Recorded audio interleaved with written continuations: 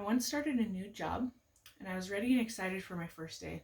I expected my first day to be full of training, meeting the boss, creating relationships with coworkers like I'd experienced in previous jobs. When I showed up, it was a little different. I walked around for a while trying to figure out who I reported to and was pointed to a lady whose shift was about over. She spent 3 minutes training me and explaining to me what the job was and left me to it. I didn't really know what I was doing, so I made it up as I went. I did okay for a while. A few weeks later, a man came up to me and started to yell at me in a very rude way about something that I was doing wrong. I explained to him that I didn't know that that was a rule, and I apologized. A few minutes later, he came back to sass me again, and from that point forward, he continued to micromanage me and watch me every time I was at work. Apparently, this man was my boss, which I didn't know until that point. After this, I hated work. I began to dread going. I counted the minutes until I could leave. My other coworkers started to complain about the management to me, and it created a constant environment of negativity. Do you see anything wrong with the situation? Perhaps you've experienced something similar, where you felt overworked, underappreciated, or like you just didn't want to go to work. As people, we want jobs where people come first. And in business, people come first. Why should people come first? People create culture. In a study of 5,000 respondents by Glassdoor, 77% would consider a company's culture before applying for a job there, and over half consider it more important than any other factor. How many of you would say the same? I know I would. A Columbia University study shows that the likelihood of a job turnover in a company where people are first is a mere 13.9%, whereas the probability of job turnover in a low company culture where people are not put first is about 48.4%. Culture is alive and organic within a company. When someone joins a group, they will either make it better or worse. Attitudes are contagious, both positively and negatively. Marriott is a classic example of a people-first culture. Just a few years after the co-founders, J.W. and Alice Marriott, started the enterprise, the Great Depression hit.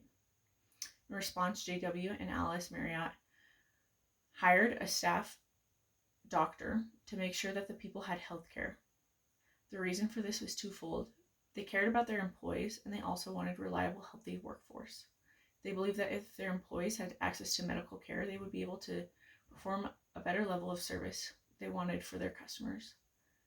This kind of care and creating a happy work environment with benefits is what makes work worthwhile. Creating a people-first culture is more than just benefits. It's in the way training is done. It's in communication, the way people treat each other, how people feel about management and about coming to work.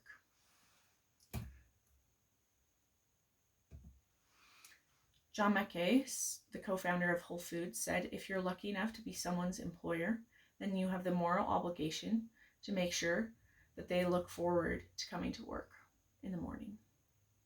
A company focused on putting people first creates a culture where employees want to come to work and want to put each other first. Why else should people come first? Because people know people.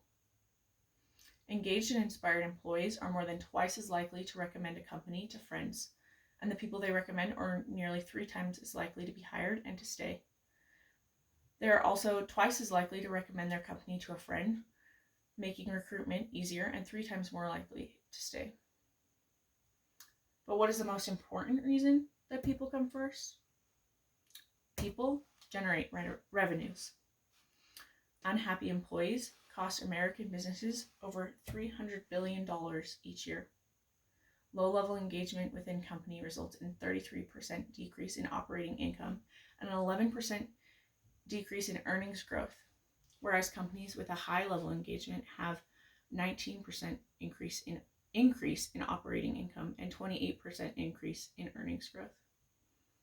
And within customers, acquiring a new customer can cost 5 times more than retaining an existing one.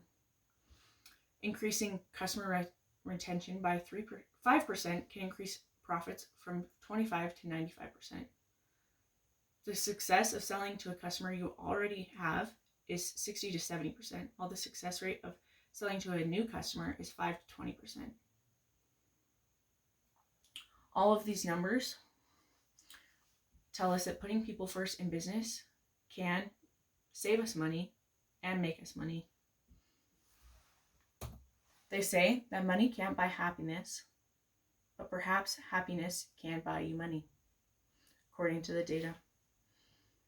Not only can investing in people first save companies money, it creates more monies as people are more productive. Studies show that culture-driven organizations experience 2% less mistakes, 22% higher productivity, 41% lower absenteeism, and 30% stronger customer satisfaction. So why should people come first? People create culture. People know people. People generate revenues. People come first. Thank you.